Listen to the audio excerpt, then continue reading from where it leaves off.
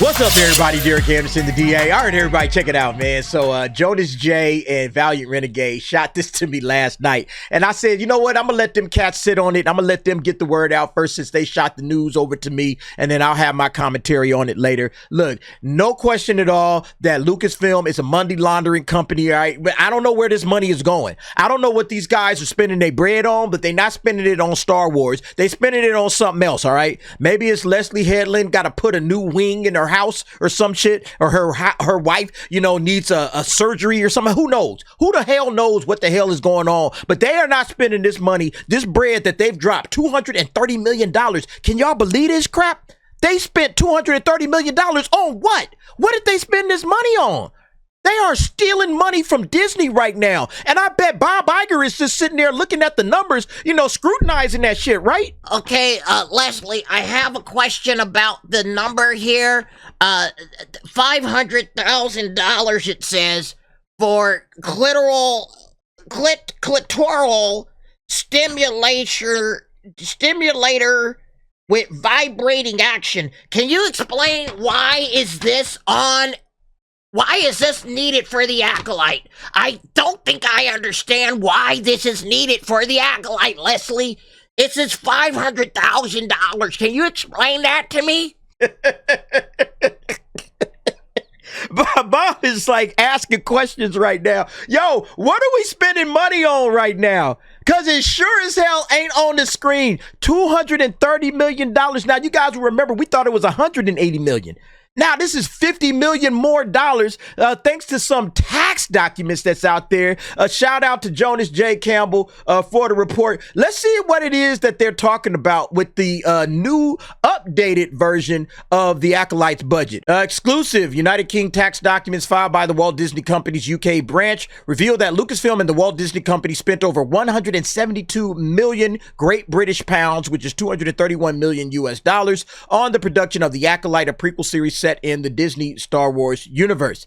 In an interview with Vanity Fair, the Acolyte series creator Leslie Headland publicly claimed the show cost $180 million, which was assumed by several to be stated in US dollars. It is evident that if Headland had knowledge of the series' financial, that she was more likely referring to the amount in Great British pounds. Accounting for exchange rates at the time of this article, this means that the Acolyte cost almost $230 million US dollars. I don't know where we didn't know where $180 million was. I sure as hell don't know where $230 million went to. We were scratching our heads like, damn, they spent $180 million on this. Now you got to take that number up another $50 million. These clowns straight up stole money from Disney. All right. Let's just call a spade a spade. They straight up ripped Disney off. Okay. I don't know what the hell they spent the money on, but they sure as hell didn't spend it on this series with these Radio Shack detectors. Okay. These Radio Shack metal detectors, that was garbage. The acting was trash, okay? Leslie Headland and her wife, man, they made out like bandits, bro. They made out like straight up bandits, man. They stole money from Walt Disney. They had to be eating at like the finest restaurants every night, all right, out there in London. Eating at the finest restaurants, just buying the bar out. Yeah, we just went and bought the bar out, man. Everybody celebrate, man. We ripping Walt Disney and Bob Iger's dumb ass off. Bruh, hey, toast up to Leslie Headland for ripping these assholes off, man. She ripped these fools off, cold-blooded. No question about it, man. Her wife and shit, man, she was probably just getting her nails done, her hair did, like whatever, man. They was ripping these cats off, man, because there's no way you can explain to me where the hell this money was at in the series. I guess you probably had to put a little bit of bread to get Carrie-Anne Moss to sign on to this bullshit. Carrie-Anne Moss was probably like, yo, man, I read the scripts. You gonna have to break me off some bread in order for me to show up, all right? You gonna have to break me off some real money in order for me to show up. Amanda Stenberg, yeah, she was already bought and sold, man. She'd show up, all right? Lee Jung-jae don't speak the damn language. So Lee Jung-jae is just like, oh shit, well, it's a job, hey, whatever, okay. But like Carrie-Anne Moss knows better. So Carrie-Anne Moss was like, nah, y'all gonna have to pay me, player, because I'm not showing up if y'all don't pay me, okay. And they said, fuck yeah, Carrie-Anne is hip to the game, so we gotta go ahead and pay her all kinds of bread for her to show up on camera and do this bullshit. So, man, yeah, Carrie Ann Moss might have made out the best like this. That's why she really ain't even said nothing about it, right? You really haven't heard from Carrie Ann Moss. You heard from Amanda. You heard from Manny Jacinto. You heard from, what's her face, her wife. You ain't really heard that much from Carrie Ann Moss, have you? Okay, Carrie Ann Moss is just quiet as trap, hoping that they somehow renew this shit. Yeah, it's gonna cost y'all another pretty penny, all right, to get me back on set, man. This is absolutely hilarious, man. With 8 episodes in the series, it means that Lucasfilm under Kathleen Kennedy allowed the budget of the now canceled series or show to balloon to $28.75 million per episode. I want y'all to consider this. These little episodes, it's just like 30-minute episodes, okay? 30-minute episodes. That's damn near a $30 million or excuse me, $1 million a minute. $1 million a minute, damn near. And that's what this shit cost them. You know, it's absolutely incredible, man. For a garbage show that nobody watched. Nobody watched this trash. They stole money from you, Bob Iger. They straight up ripped your ass off. Do you feel embarrassed yet? Bob Iger needs to just be like, man, it's time to get a lawsuit going, bruh. I ain't doing this crap, man. Leslie Headland, Kathleen Kennedy, all of these jackasses over there at Lucasfilm, they stole money from me. Bro, man, this is embarrassing, man. This is embarrassing. Disney, Lucasfilm is ripping y'all asses off. Y'all are not giving them nothing in return. Nothing. They have taken Star Wars to the bottom of the heap, and you guys are still paying these people. While failing to attract an audience. Bob Iger, man, you are a mark. You are getting played. You are getting ripped off. And look, all this guy can do is just sit up here and try to gaslight the people and the fans. The fans see this shit for what it is, man. You are a straight mark, bro. UK tax filings for the Acolyte only account for what was spent on the series before September 24, 2023. So it is possible that this series could be adjusted as additional tax filings surface. So it could even be worse. I'm absolutely stunned, but I shouldn't be. I shouldn't be stunned, all right? This is how brain dead Lucasfilm and Disney has been with this property ever since day one. You guys are boneheads, man. Y'all got the biggest franchise in the world, and you're watching it go right down the shitter, and you're paying people for the privilege of it. Sheesh, bro. This is insane, man. I mean, again, it was crazy when it was $180 million. This shit is sitting at 230, and like he says, it might actually be more. What is going on right now, man? The show was released in June 4, 2024 and failed to register on the Nielsen Top 10 overall chart and only appealed on the Nielsen Top 10 original streaming chart at 488 million watch minutes before dropping off the charts altogether in the show's 4th week. You guys spent a $230 million for this shit to drop completely off the charts. And they're going to sit up here and try to blame the damn toxic fans. Bro, the toxic fans were trying to save your ass. The toxic fans were trying to save you from this gross embarrassment. What has Star Wars become at this point, man? Star Wars is a money laundering operation. I can't see it any other way, okay? I cannot see it any other way. They are burning up bread. They're making trash. And they're going over there in the UK. Maybe that's why they over there shooting in the UK, because they get some tax credits and they'll get some of that money back. I'm pretty sure they're gonna get some of that bread back. But the fact that y'all are over there, what are y'all doing with this money, man? This is insane, man. This is absolutely insane. The show did not manage to reappear on the Nielsen Top 10 original streaming chart by July 16 when the finale aired, garnering 335 million watch minutes before ultimately being canceled by the Walt Disney Company. They had to. They realized that they had been had. We have been had. We have been snookered. We have been bamboozled. Run amok. All right, we have absolutely been robbed blind by Leslie Headland and her wife and Kathleen Kennedy, who are all laughing their asses off on the way to the bank. They They are laughing on the way to the bank saying, damn, we ripped these fools off. We didn't make a series that any Star Wars fan gives a damn about. We made it for the tiniest minority of people. And we got away with the loot. Holy shit. Look, it is what it is, man. All right. Not my bread. Okay. Like I said, me and the Acolyte videos that I've made more money off the Acolyte than the Walt Disney Company ever will. I've made more money because the amount of money that they sunk into this franchise and this garbage, the amount of money that they sunk into this and the amount of money that they got back from it. Look, I've made more money off of the Acolyte. That's the funniest thing about the whole situation, man.